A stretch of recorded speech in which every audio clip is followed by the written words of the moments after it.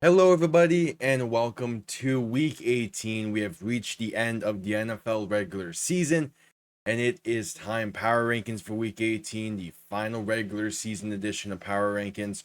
Before I dive right into it, I want to quickly say if you are new, subscribe, it would be greatly appreciated. Leave a like and comment down below your rankings, you know the whole drill. Let's dive into it. No honorable mentions once again. We kick things off right away with the number 10 spot, which is the Los Angeles Rams. It was a rough offensive night for them. It was kind of ugly, but they still clinched the NFC West with their win, as well as a few other teams winning, but they clinched the West nonetheless. And they're going to be an interesting team in the playoffs. Puka Nacua on this game against the Cardinals had 130 yards, which was the majority of the receiving yards that the Rams had on the day. Kyren Williams had a pretty rough game, but he did find the end zone and ran the ball relatively well. It was the defense that played really well. They picked off Kyler Murray twice and even had that game sealing play on the goal line. So they did struggle against Trey McBride, but they still locked down when they needed to and did enough to clinch that playoff spot. Now we'll see how they handle things once the playoffs arrive. They're going to be an interesting team. I think they could surprise people, maybe win a game, especially since they have that home game. But I do like the Rams. They come in at number 10. Number 9 is the Los Angeles Chargers, and that was a dominant win for them against the Patriots to clinch a playoff spot. And it was all around a fantastic game. Herbert threw the ball well, getting 3 touchdowns on the day. 2 of them went to Ladd McConkey, who continues to be a great weapon for this Chargers offense. J.K. Dobbins, he was back in this one. It was great to see him back. He didn't miss a beat, ran for 76 yards and a touchdown, and he's back just in time for this playoff run the Chargers are about to go on. And they're another team that could be an interesting one to keep an eye on. The defense also played some shutdown defense, did a great job against the Patriots offense. And yes, it was against the Patriots offense, but still, it is tough to win a clinching game. I mean, just ask the Broncos. They did what they needed to do. They got the job done. They come in at number 9. Number 8 was the Green Bay Packers, and it was a rough showing for Green Bay, kind of similar to the first time they met with the Vikings earlier this season. First half was rough and disappointing with just a bunch of mental errors and bad mistakes that they made. And by the time the second half rolled around and they got their stuff together, it was pretty much all over by that point. But again, they still put up a fight in the second half, but you need to play full 60 minutes. It doesn't help that the Packers D struggled against the pass in this game. Sam Darnold was playing fantastically. It did manage to play the ground well, which is a good sign, but you got to play well against both sides of the attack, as well as play a full 60 minutes. It doesn't help that the Packers offense was off the field for 11 more minutes. Just could not get off the field, couldn't get pressure, a rough day.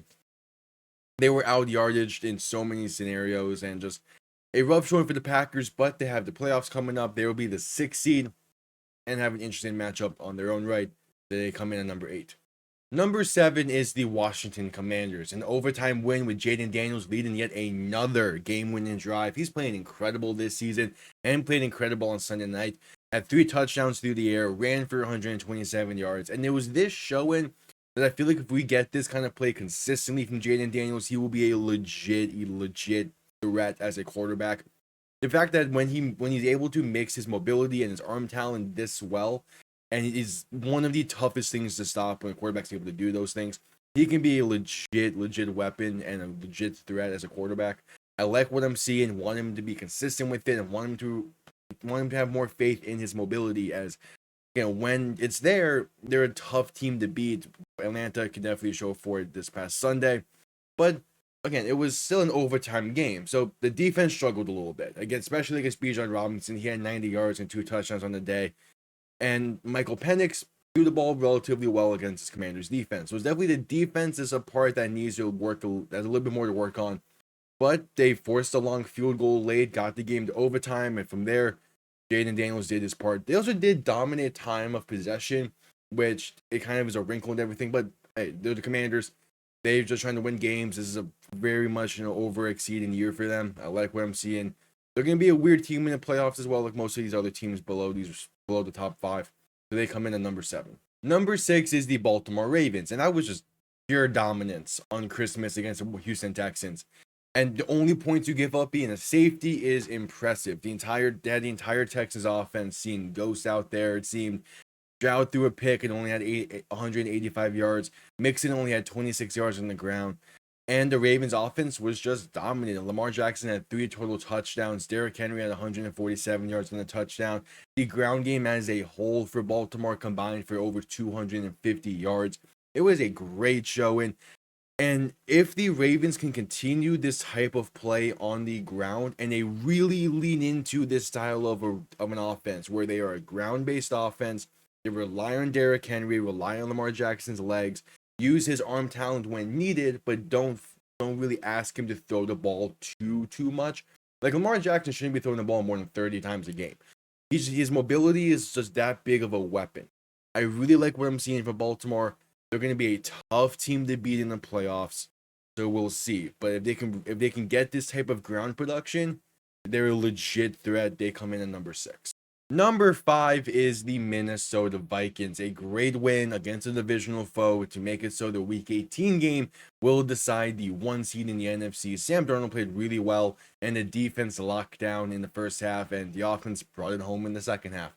The entire season for the Vikings has been exceeding expectations, and they set themselves up for a chance to win the NFC North. And we'll see how Week 18 goes. This offseason, we'll have a bunch of discussions surrounding this team as Sam Darnold will be a free agent. So we'll see kind of what those discussions are, but those are for the offseason when that comes around.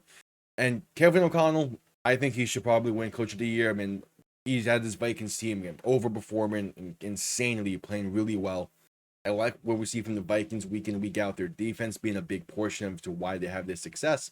So the Vikings are going to come in at number 5. Number 4 is the Philadelphia Eagles, and Saquon Barkley has passed the 2,000-yard mark on the season and finds himself only 100 yards away from breaking the single-season rushing record. It was dominance on display for Philly. Even with Hurts being out, they clinched the NFC East with that win, and Philly played well. Even had to go to Tanner McKee at one point, but he threw the ball well, having 2 passing touchdowns and 3 completions on 4 attempts. Was accurate with it, did what he needed to do. It wasn't late game garbage time, but still for a third string to come in and put up that kind of showing makes you feel good. The defense also played incredibly well, starting the game off with a pick 6. And I mean, Philly has a decision to make themselves. Do they rest their starters in Week 18? Do they let Saquon break the record? They're playing the Giants. That might play a factor, but it's definitely going to make the decision interesting. Either way, the Eagles are set for the playoffs. They have locked in the number 2 seed. Then they come in at number 4. Number 3 is the Kansas City Chiefs. A Christmas win for the Chiefs, and they have the 1 seed completely under lock, as if they didn't have it already. And they could rest their starters in Week 18. As a Dolphins fan, I hope that's not the case, but we'll see. Mahomes had what might have been his best game of the season so far, throwing for 320 yards and 3 touchdowns, playing phenomenally. The ground game couldn't get a lot going against the Steelers, but when you look at how the Chiefs' defense was playing, it was kind of the opposite of how the offense was. They did really well against the pass, or well, all things considered, and they really struggled against the ground, giving up 200 yards to the Steelers. But the Chiefs are still looking like a team that could three-peat. When the playoffs come around, you know, and you have faith that they can turn up the style of play if they need to. That's the thing with Kansas City. They're at the regular season for them at this point is a non-factor. Once they get into the playoffs, that's when their real season begins. And they're here now, 1 week away. They can rest their starters, so we'll see what their decision is on that. The reports are looking like they're going to, and I'm not looking forward to it. But yeah, you gotta play the game still. The playoffs are here. Chiefs are at number 3. Number 2 is the Detroit Lions. A Monday night win for the Lions to go undefeated on the road for the first time in team history. And Goff threw the ball really well. 300 yards and 3 touchdowns. Jahmyr Gibbs ran the ball really well. 117 yards and a touchdown. The defense struggled a bit, both how many injuries they have. It kind of makes sense that some games are going to be tougher than others, just by nature of things. They still picked off Purdy twice, both of those being by Kirby Joseph, who had a fantastic game himself. And Jake Bates set a record for the most points scored by a single player in Lions history, breaking a record that was set in 2012. And he's been a fantastic story for the Lions this year, on top of many other fantastic stories that the Lions have. They're a very easy team to root for. I like what we see from them. They're a dangerous team in the playoffs, and even with all these injuries, they have shown that they can still put up a lot of points and still have a very consistent defense. So they're going to be a dangerous team. They have a big test in Week 18 at first, so they come in at number 2. And number one, to seal things off, is the Buffalo Bills. They lock in the 2 seed, and man, was it a showing of just pure dominance once again. Forced 3 turnovers against the Jets, sacked Aaron Rodgers 4 times. It was just a better team dominating a lower tier team like they're supposed to. And through that, the Bills continue to show why they might be the best seed. This might be the year for them. And of course, they have to make the hurdle in the playoffs and exercise some demons there with a game that's most likely going to be in it, with not most likely, with a most likely showing against the Chiefs in Arrowhead at some point in the playoffs, most likely for that AFC Championship game. So when the time comes for that meeting, can they still get the job done? Can they play consistently in the playoffs? Those are all big questions that the Bills have had the past few years. We'll see, but it feels like this could be the year for them. And as a Dolphin fan, I don't want it to be the case, but we'll see. So the Bills still come in at number one. Well, there you have it. Week 18 power rankings. Quick little rundown. Rams at 10, Chargers at 9, Packers at 8, Commanders at 7, Ravens at 6, Vikings at 5, Eagles at 4, Chiefs at 3, Lions at 2, and Bills at number 1. Thank you all for tuning in. I'll see you all next time. Have yourselves a damn good one. Peace.